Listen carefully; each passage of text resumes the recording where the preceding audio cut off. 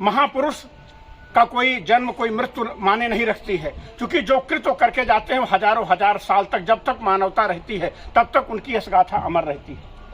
मौत से बचने की तरकीब है आदमी की सोच में जिंदा रहा जाए। तो आज जिनकी 72वीं पुण्यतिथि आपकी भारत के बिस्मार्क लौह पुरुष, जिनके आदर में, जिनकी शान में हम विभिन्न नामों से आपको जानते हैं, भारत के प्रथम गृह मंत्री, भारत के प्रथम उप प्रधानमंत्री, जितना भी आदरणीय शब्द हम लगा लें वो कम है। साथियों, जब शरीर में कोई बड़ा रोग घेर लेता है, मृत्युल्य कष्ट हमको घेर लेता है, तो ठीक हो जाने के बाद में भी छोटी मोटी बीमारियां आ जाने का डर रहता है। अभी कोरोना का अटैक जिनको जिनको भी पड़ा था, बाद में उनको आंखों में प्रॉब्लम हुई, काफी उनको हार्ट में प्रॉब्लम आई, तरह तरह की। उसी तरह हमारा भारतवर्ष आजाद तो हो गया, लेकिन आजादी के बाद देश में इतनी बीमारी थी कि उसको दूर कर पाना आजादी से ज्यादा बड़ी चुनौती थी। तो आज हम श्रद्धा सुमन जिनको अर्पित करने के लिए, जिनकी 72वीं पुण्यतिथि पे सरदार वल्लभ भाई पटेल की यहाँ पे आप लोगों के साथ खड़े हुए हैं। आपका फौलादी इरादा था, आपकी आंखों का आत्मबल था, आपकी देवत्व चेतना का कमाल था। जहाँ पे गांधी और जवाहरलाल नेहरू विवश थे, किसी के समझ में नहीं आ रहा था, आप निकलते हैं वहां पे दृढ़ संकल्प लेकर के, और पूरा देश हमारा, जैसे आज अफ्रीका महाद्वीप देख लीजिए ना, जितना क्षेत्रफल भारत का है उतने क्षेत्रफल में आपको 60-70 देश मिल जाएंगे वहां पे, ठीक है ना, छोटे छोटे देश मिल जाएंगे। वही हालत हमारे भारतवर्ष की थी। 565 रियासतों में देश बटा हुआ था, 565 रियासतों में देश बटा हुआ था। आपने आवाज लगाई सबको कि सबको अधिकार दिए जाएंगे, यहाँ पे जो भी जितने भी व्यक्ति हैं, लेकिन किसी का अलग कानून नहीं चलेगा, सबको समानता का अधिकार मिलेगा।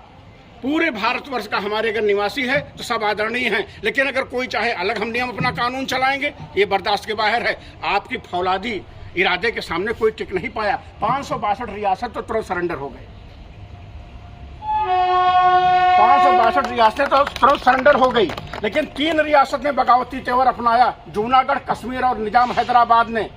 बाद में आपके सामने टिक नहीं पाए, वो भी हथियार डाल दिए। साथियों, हमारे महापुरुष यही परिभाषा ही है जो हमारी विविधता, खान पान, बोली भाषा की विविधता रहने पे भी हमको जोड़ दे आपस में, वो हमारा महापुरुष कहलाता है। और हमारी मन की बिखरी हुई शक्तियों को जो एक कर दे, वो हमारा संत है।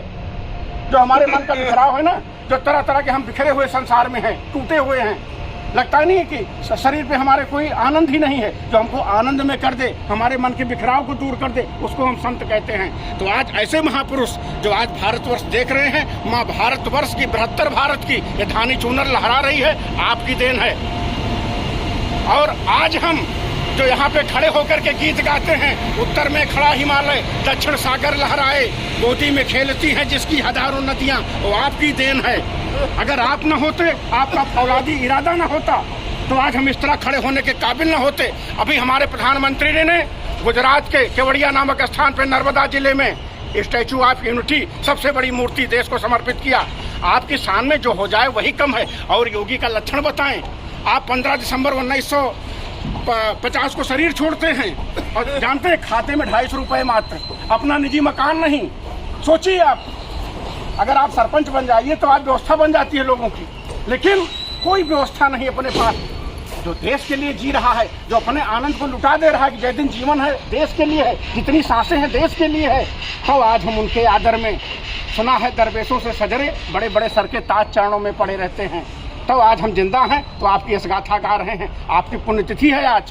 15 दिसंबर 1950 को आपने शरीर छोड़ा था बंबई में, लेकिन आप जो दे के गए, अब किसी भी महापुरुष को श्रद्धा सुमन अर्पित करने का श्रेष्ठतम तरीका हमारा क्या है? श्रेष्ठतम तरीका यही है हमारा कि उसका जो सपना था उसको हम संजो के रखें, अगली पीढ़ी में ट्रांसफर करके जाएं, उस गरिमा को बता के जाएं कि वो महामारी, वो बीमारी पुनः देश को ना लगे। आज उठाई गिर टाइप की मानसिकता के लोग हमारे आपके बीच में हैं, क्योंकि हमारे यहाँ संत कहते हैं पूरी धरती की स्त्रियां और पूरी धरती की जमीन आपको दे दी जाए, तभी मन का भिखमंगापन आपके ऐसे ही रहेगा। तो अपनी वासना पूरी करने के लिए हमको आपको भाषा के आधार पे, पैदा होने के आधार पे, लिंग के आधार पे एक विभेद पैदा करने की कोशिश करते हैं, लेकिन हमको नहीं। हमको सरदार वल्लभ भाई पटेल की देवत्व चेतना को नमन करना है और इस संकल्प मजबूत रखना है कि किसी भी तरह से हमारे भीतर, ठीक है, आउटर पेरीफेरी, बाहरी तल पे कुछ भी विभेद हो सकते हैं, लेकिन हमारी एकता बनी रहेगी। और जो भी इस कालिमा को फैलाने की कोशिश करेगा वो हम बर्दाश्त नहीं करेंगे। यही सच्ची श्रद्धा सुमन होगी आज हमको सर झुकाने की आपके चरणों में। साथियों, बहुत कुछ कहेंगे, वीडियो बहुत बड़ा हो जाएगा। यही श्रद्धा सुमन है, यही इतना शब्द है कि हम संकल्प यहाँ पे लें कि हम भारत को एक रखेंगे, अखंड रखेंगे, अखंडता एकता के साथ में जो भी बलिदान हमको देना पड़ेगा हम हर क्षण तैयार रहेंगे, लेकिन अपनी एकता को नहीं तोड़ेंगे। इसी संकल्प के साथ हमारी एकता ऐसे ही मजबूत रहे, अटक से कटक तक, कश्मीर से कन्याकुमारी तक भारत अखंड बना रहे। हम 3 बार बोलेंगे भारत माता की जय, सरदार पटेल अमर है। आप लोग दोहराइएगा, भारत माता के, भारत माता के, भारत माता के, सरदार पटेल, सरदार पटेल, सरदार पटेल। जय हिंद, जय भारत।